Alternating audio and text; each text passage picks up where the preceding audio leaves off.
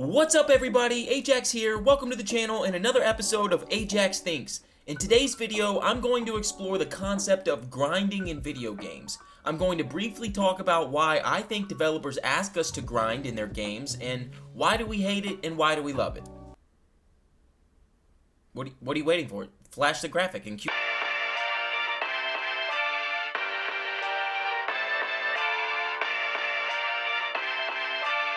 People love a lot of things. For example, we love money, and we love things that are funny.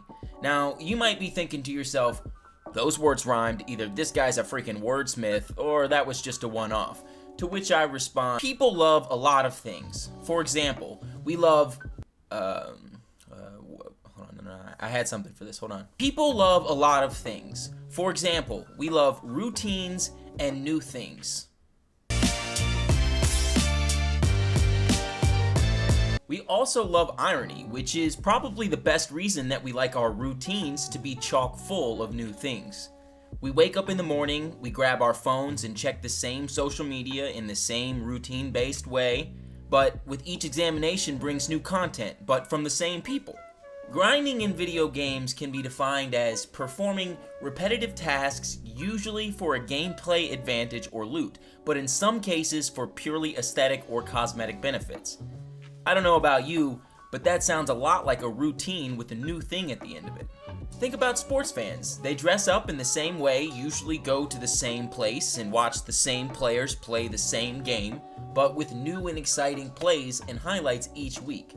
Except sports fans aren't rewarded with loot boxes and physical items when they've finished watching an event. So if they don't get stuff for doing it, why even do it at all?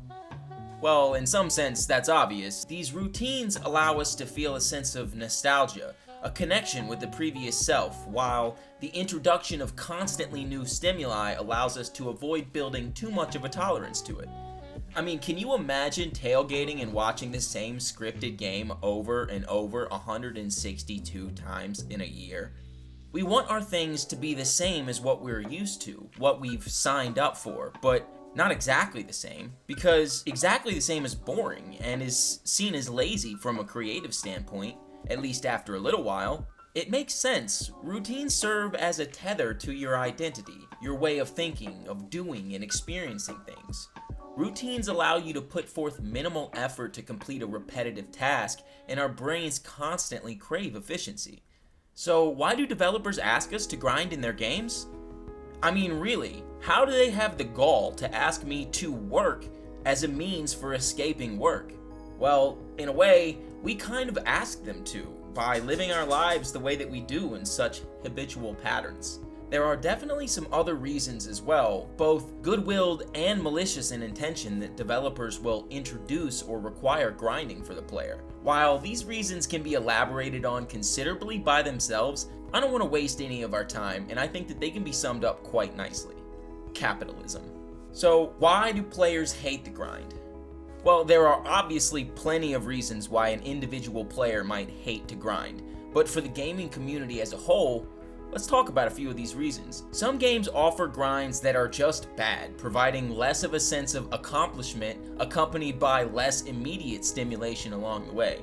The specifics of what makes a game's grind good or bad is a broad enough topic for an entirely separate video, so for today's purposes, let's just accept this as fact. I will, however, briefly touch on what I consider to be one bad aspect of the grind, which in my opinion was the spark of the gaming community's resentment towards it, the infamous pay-to-win format. Mobile games are famous for this, offering their extremely grindy game for free, but allowing the player to avoid said grinding by spending real-life money. Not all pay-to-win game designs are bad, and I definitely see the merit for them in some cases. These formats allow developers to offer their game to a much wider demographic for free, while the loyal players that really enjoy the game will support the developers by purchasing in-game items for most of the time what the player considers to be a fair price. The problem lies with the ability to spend money to avoid work or time.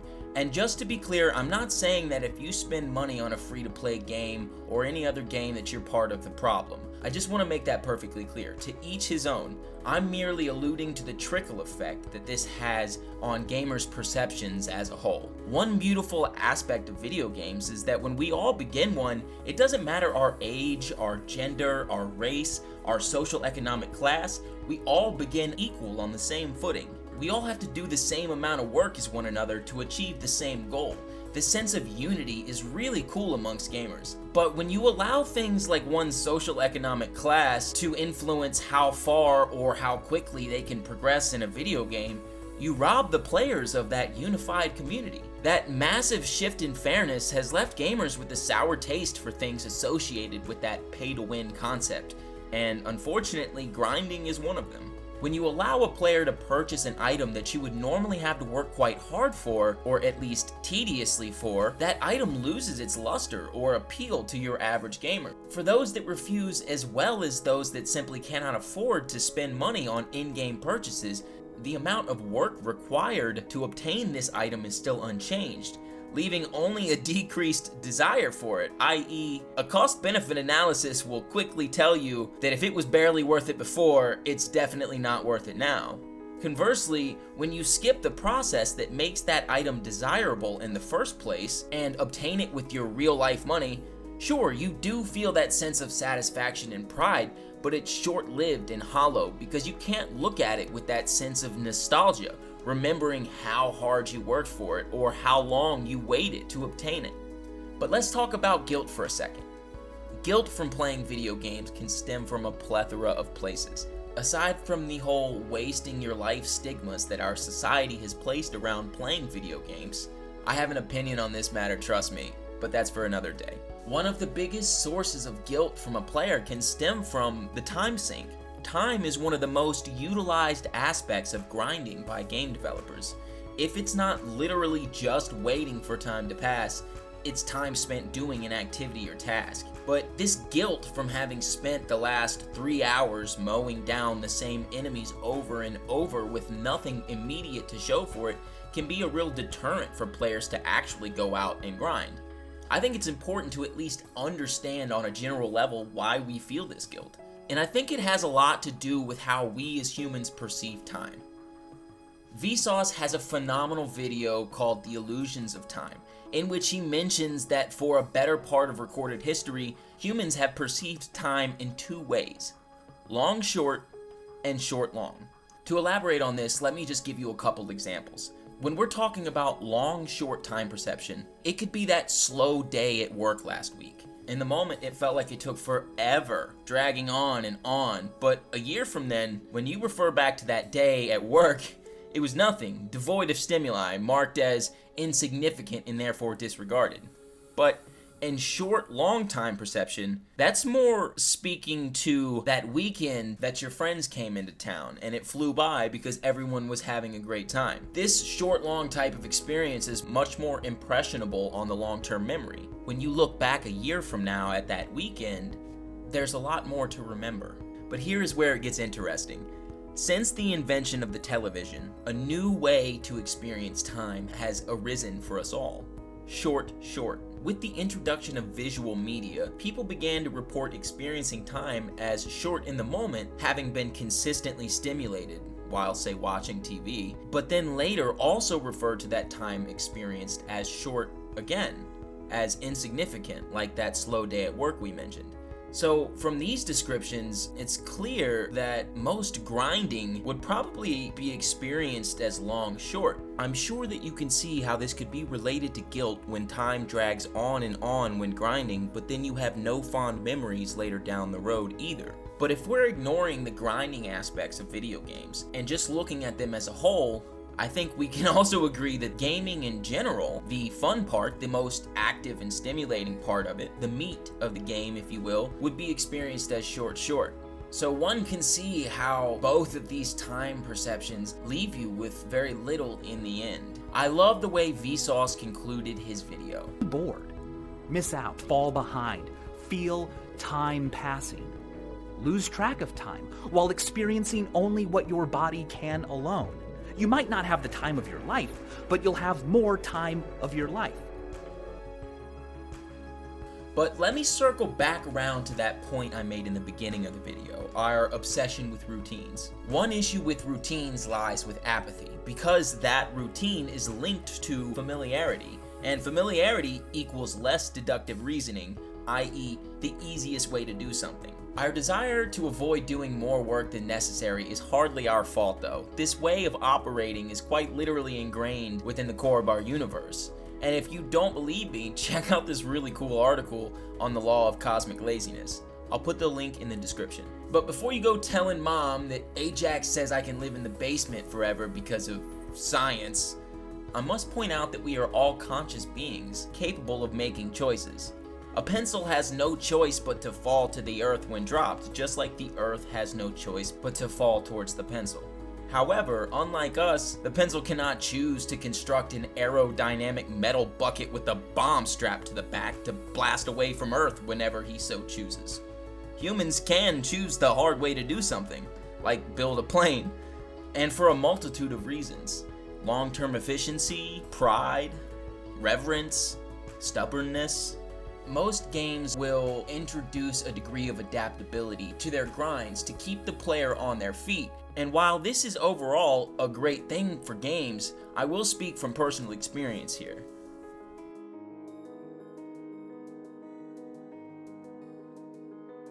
I can find it tough to continue when I get deep into an MMORPG when my perfectly optimized grinding strategy reaches a point of obsolescence either due to... Obsolescence? Reaches a point of obsolescence either due to over-leveling or a massive update to the game. This catches me in this purgatory between wanting to continue and not wanting to have to re-optimize everything that I knew so fluently at this point and had spent so many hours perfecting. In the past, this indecision has led to me inevitably quitting that game altogether. I believe our resistance to alter our routines comes from a basic and primal fear of change. We all either consciously or unconsciously understand that change will lead to more work required than no change. So when a gamer's grinding techniques have become obsolete, he or she is more likely to dread the idea of learning a new method. But it's lazy in my opinion to say that this is why players hate the grind and call it a day, when there are so many gamers out there that actually love the aspect of grinding. Players like myself that genuinely seek out games that will allow for thousands of hours of work to become a master are a real thing. The massively multiplayer online role-playing game genre is practically centered around this concept. Clearly, the grind is attractive to a lot of gamers, so let's talk about it for a little bit. Let's figure out why that may be.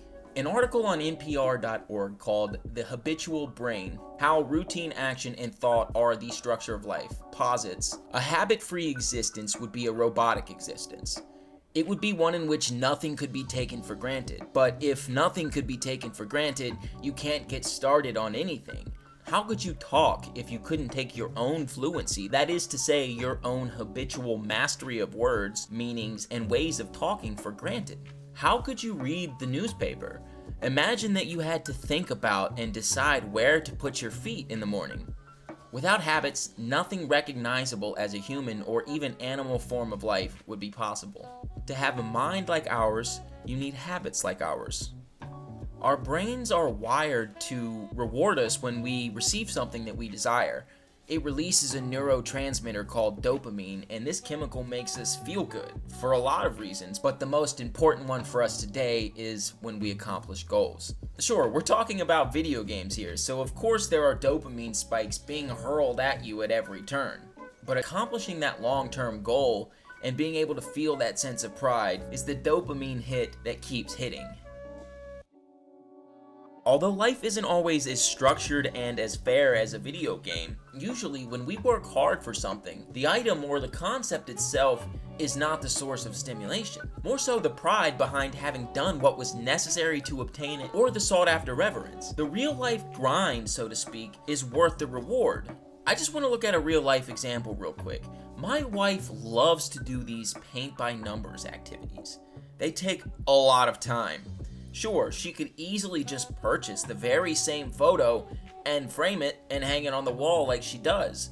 But I can admit to being familiar with that feeling of pride that she gets when she sees it hanging on the wall and thinks, man, I put 60 hours into that kitty. And I think we can all agree on how great it feels to be proud of something that you've done and be able to say to others, hey, I worked really hard on this, come check it out. Hey, I worked really hard on this, thanks for checking it out. But this is always going to come with a cost. If you didn't struggle on your way, or at least experience some inconvenience or tediousness, you can't feel nostalgic or proud of that time that you persevered in order to achieve that desired end result. But gamers are entitled, and don't get me wrong, they have a right to be to an extent. They most likely paid for the game and are using it as a disconnect, or an escape, or a release from real life. So yeah, they have a right to be entertained and not feel like they're moonlighting as this guy. But life isn't filled with constant pats on the back and dopamine highs for putting on your pants in the morning. Steadfast stimulation causes us to expect it unrealistically. This assault on our senses by games is what has led to developers needing to continuously find new ways of grabbing and holding our attention. Their job is getting harder and harder as they succeed, which I just find it a little ironic. But that's a topic for another video. My point for now is that there is a dissonance between what gamers want and how they expect to get it, which can make the grind a difficult concept for some gamers to accept. And honestly, I can understand that. But at the end of the day, the most important thing to remember is that a video game is whatever you make it to be.